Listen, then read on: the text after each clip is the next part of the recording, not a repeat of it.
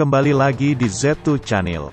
Jangan lupa subscribe dan nyalakan lonceng notifikasinya serta tulis komentar Anda biar channel ini bisa berkembang untuk selalu mensajikan konten-konten film layar lebar yang ada di Indonesia. Film yang akan dibahas kali ini adalah sebuah film layar lebar yang diangkat dari sebuah kisah perjuangan seorang pahlawan yang melawan penjajahan Belanda. Gak usah lama-lama, langsung saja kita saksikan ke alur ceritanya. Jangan lupa juga siapkan makanan biar perut Anda semua terasa kenyang.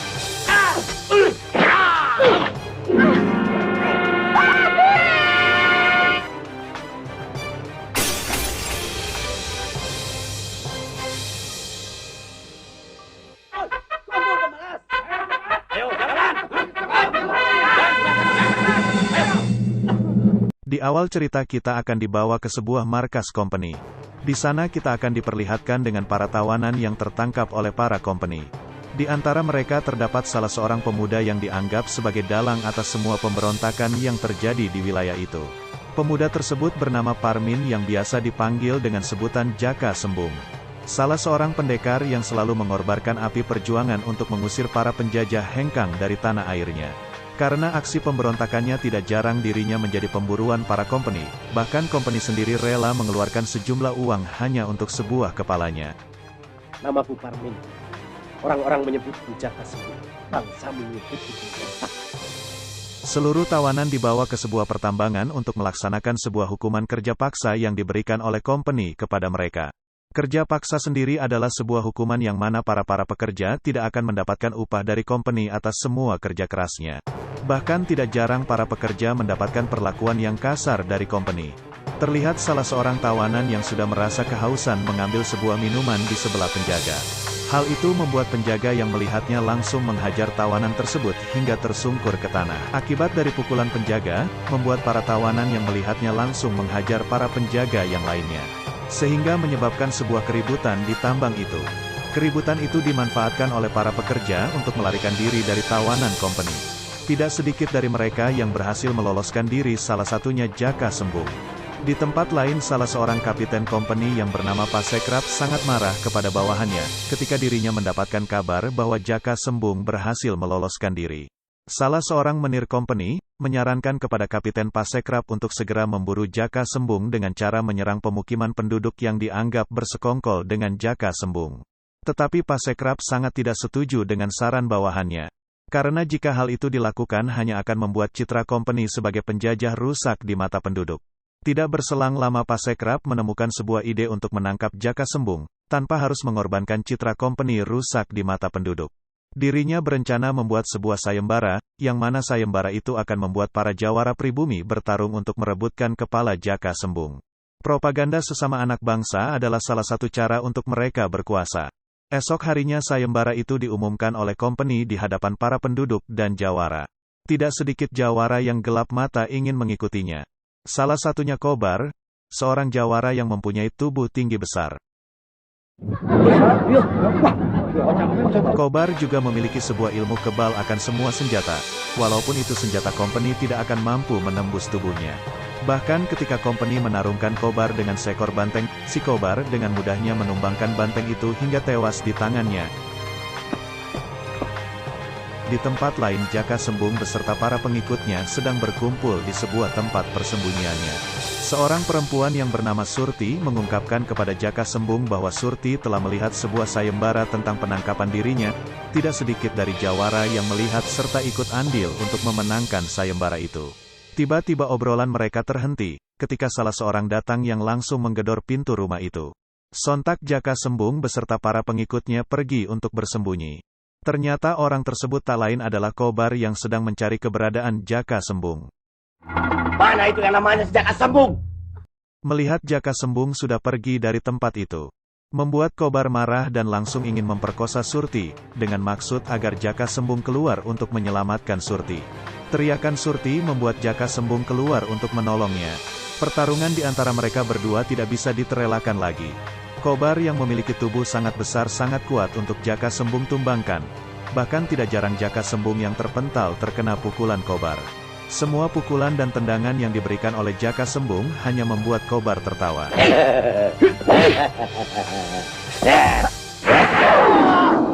Sampai akhirnya Jaka Sembung menemukan sebuah bambu kuning untuk menghadapi Kobar. Mulai terlihat raut ketakutan dari muka Kobar. Akhirnya Jaka Sembung bisa menumbangkan Kobar dengan menggunakan bambu itu hingga tewas. Kabar tentang tewasnya Kobar di tangan Jaka Sembung sudah sampai kepada Kapiten Pasekrap. Kabar tersebut membuat komandan kompeni tercengang dan kebingungan. Mereka belum percaya seorang Kobar yang memiliki ilmu kebal, bahkan peluru mereka pun dianggap petasan. Tetapi dengan mudahnya Kobar tewas di tangan Jaka Sembung. Kini mereka tidak mempunyai cara lain selain harus menyerang pemukiman penduduk agar Jaka Sembung bisa menyerahkan diri kepada kompeni. Tidak lama datanglah seorang menir kompeni bersama seorang dukun yang berniat ingin mengikuti sayembara itu. Dukun itu mengungkapkan bahwa dirinya mempunyai ilmu yang bisa menghidupkan orang yang sudah mati. Mendengar ucapan si dukun, salah seorang menir mengejek si dukun dengan mengatakan si dukun sudah gila karena ilmunya. Mana mungkin orang yang sudah mati bisa dibangkitkan, apalagi mengalahkan Jaka Sembung. Orang sekuat Kobar saja dengan mudahnya bisa dikalahkan oleh Jaka Sembung. Si dukun ini sudah gila karena uang sayembara. Mendengar perkataan si menir, si dukun sontak marah dan langsung memberikan pelajaran kepada si menir. Kapiten Pasekrap yang melihat ilmu si dukun hanya tercengang melihat kesaktiannya. Pasekrap langsung meminta bantuan kepada si dukun untuk menghidupkan salah seorang jawara yang menguasai ilmu rawa rontek yang bernama Ki Hitam. Lebih baik kue hidupkan Ki Hitam untuk membantu kami ya. Dikisahkan Ki Hitam adalah seorang jawara yang sangat kejam yang memiliki sebuah ilmu rawa rontek. Semua jawara yang berhadapan dengannya pasti akan tewas di tangannya. Tetapi ada salah seorang yang bisa mengalahkannya dalam sebuah pertarungan yang bernama Ki Sapu Angin. Tubuhnya dikubur oleh Ki Sapu Angin secara terpisah di dua tempat yang berbeda. Di tempat lain si dukun sudah berhasil membangkitkan tubuh Ki Hitam dari kematiannya. Kini mereka menuju ke sebuah bukit untuk menyatukan tubuh Ki Hitam dengan kepalanya. Dengan semua ajian yang dimiliki si dukun, akhirnya Ki Hitam bisa dibangkitkan dari kematiannya. Akan ketebus kekalahanku. Di sisi lain, pasukan kompeni sudah membuat keributan dengan menyerang pemukiman penduduk untuk mencari keberadaan Jaka Sembung. Segala cara mereka lakukan agar para penduduk bisa memberitahukan keberadaan Jaka Sembung. Semua penduduk itu dikumpulkan di sebuah tempat untuk diinterogasi oleh kompeni. Kompeni juga tidak akan segan-segan membunuh para penduduk yang tidak mau mengatakan di mana tempat persembunyian Jaka Sembung. Raut ketakutan mulai terlihat di wajah para penduduk ketika kompeni menyandera salah seorang anak kecil yang akan dibunuh selanjutnya. Dalam hitungan ketiga peluru kompeni akan segera melesat menembus tubuh si anak. Namun aksinya digagalkan oleh Jaka Sembung yang datang ke hadapan kompeni. Jaka Sembung langsung meminta agar kompeni membebaskan para penduduk dengan jaminan dirinya akan menyerahkan diri. Terlihat senyuman di wajah kompeni mendengar perkataan Jaka Sembung. Kini saatnya Jaka Sembung menyerahkan diri kepada kompeni. Namun kompeni mempunyai niat akan langsung membunuh Jaka Sembung. Sontak Jaka Sembung menusukkan pedang itu terlebih dahulu sampai kompeni itu tewas. Keributan terhenti ketika Kapiten Pasekrap datang bersama Ki Hitam. Pasekrap langsung memerintahkan Ki Hitam untuk bertarung melawan Jaka Sembung. Ajian Ki Hitam langsung membuat Jaka Sembung terpental. Jaka Sembung berupaya melawan serangan yang diberikan Ki Hitam. Tetapi semua usahanya sia-sia. Karena Ki Hitam bukanlah lawan tandingnya. Akhirnya Jaka Sembung bisa ditumbangkan oleh Ki Hitam.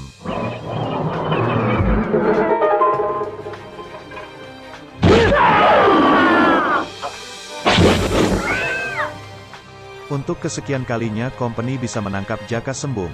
Dengan disaksikan para penduduk Jaka Sembung dibawa mengelilingi dusun. Terlihat rasa sedih di wajah para penduduk, namun mereka hanya bisa memanggil namanya tanpa bisa berbuat apa-apa.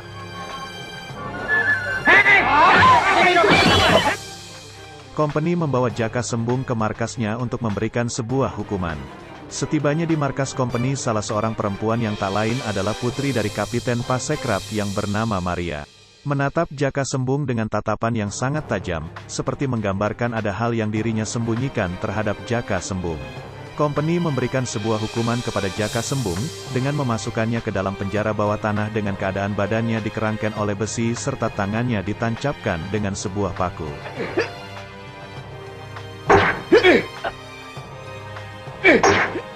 Ketika suatu malam para penjaga dikejutkan dengan kedatangan seorang yang masuk ke dalam penjara yang langsung menghajar mereka. Ternyata dia adalah Maria yang bermaksud ingin bertemu dengan Jaka Sembung. Maria mengungkapkan bahwa dia sangat mengagumi atas semua perjuangan yang dilakukan Jaka Sembung untuk mengusir para penjajah pergi dari tanah airnya. Di sisi lain juga ternyata Maria diam-diam menyimpan sebuah perasaan kepada Jaka Sembung. Sehingga Maria berupaya akan menyelamatkan Jaka Sembung dari tawanan ayahnya. Namun upaya Maria sudah diketahui oleh ayahnya yang sudah mendengarkan pembicaraan mereka. Melihat apa yang dilakukan putrinya, Kapiten Pasekraf langsung marah dengan menghadiahi Maria sebuah tamparan yang mendarat di wajahnya. Naasnya lagi Kapiten Pasekraf dengan kejamnya menusukkan sebuah besi ke kedua bola mata Jaka Sembung yang menyebabkan Jaka Sembung buta. Di tempat lain Surti sudah tiba di markas company yang berniat ingin menyelamatkan Jaka Sembung. Namun aksinya hanya sia-sia, karena kedatangannya sudah diketahui oleh para penjaga. Akhirnya Surti juga tertangkap oleh company sehingga dia pun dimasukkan ke dalam penjara bersama Jaka Sembung.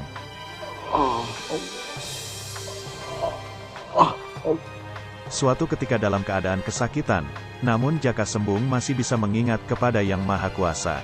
Seketika kekuatannya kembali, Jaka Sembung bisa melepaskan semua belenggu yang menjerat seluruh tubuhnya. Bahkan tembok penjara yang menjadi penopang kerangkengnya tidak kuat untuk menahan kekuatannya. Jaka Sembung langsung menghajar para penjaga yang ada di penjara. Namun aksinya hanya sia-sia, karena company bersama Ki Hitam sudah menunggu dirinya di luar penjara. Ki Hitam langsung menghampiri Jaka Sembung dengan mengambil sebuah kalung yang dipakainya. Seketika kekuatan Jaka Sembung pun hilang sehingga dia tidak bisa berbuat apa-apa. Naasnya lagi Ki Hitam menyihir Jaka Sembung menjadi seekor babi hutan.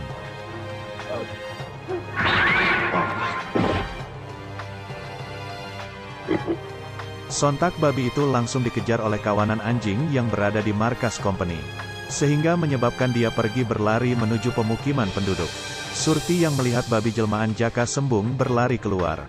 Langsung pergi untuk mengejarnya. Namun naasnya Surti tertembak sebuah peluru yang mendarat di tubuhnya. Tetapi Surti masih bisa berdiri untuk berlari. Melihat seekor babi memasuki perkampungannya membuat para penduduk memburu dan memukulinya. Surti berupaya mengejar dan memberitahukan kepada penduduk. Namun upayanya hanya sia-sia. Hingga akhirnya babi itu pun pergi ke dalam hutan untuk menyelamatkan diri. Di sisi lain Surti yang sudah kehabisan darahnya, membuatnya akan tumbang, namun salah seorang kakek yang bernama Ki Sapu Angin menyelamatkan Surti. Serta membawanya ke sebuah gubuk untuk diobati. Ketika suatu malam Ki Sapu Angin keluar dari gubuknya, karena dirinya mendengar suara raungan seekor babi yang seakan memanggil dirinya. Ki Sapu Angin langsung menyadari bahwa babi tersebut adalah jelmaan dari manusia yang sudah disihir menjadi seekor babi. Dengan meminta petunjuk dari Yang Maha Kuasa, Ki Sapu Angin berupaya mengembalikan babi itu ke wujud aslinya. Syukurnya Ki Sapu Angin mampu mengembalikan babi itu ke wujud Jaka Sembung.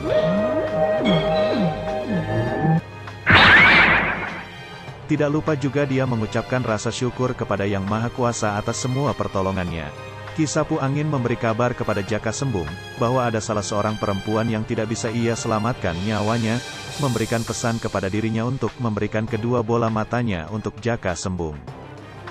Mendengar perkataan dari Ki Sapu Angin, Jaka Sembung langsung tercengang karena dia yakin orang itu pasti Surti. Lantas Jaka Sembung langsung menemui Surti yang sudah tidak bernyawa dan tubuhnya sudah terbungkus oleh sebuah kain. Rasa kesedihan sangat ia rasakan karena orang yang dicintainya kini telah tiada. Kau adalah pahlawan, juga kekasih. Dengan meminta pertolongan dari Yang Maha Kuasa, Ki Sapu Angin langsung membuat sebuah ritual untuk memindahkan bola mata Surti kepada Jaka Sembung. Atas semua pertolongan dari Ki Sapu Angin akhirnya Jaka Sembung bisa melihat kembali dengan kedua bola matanya.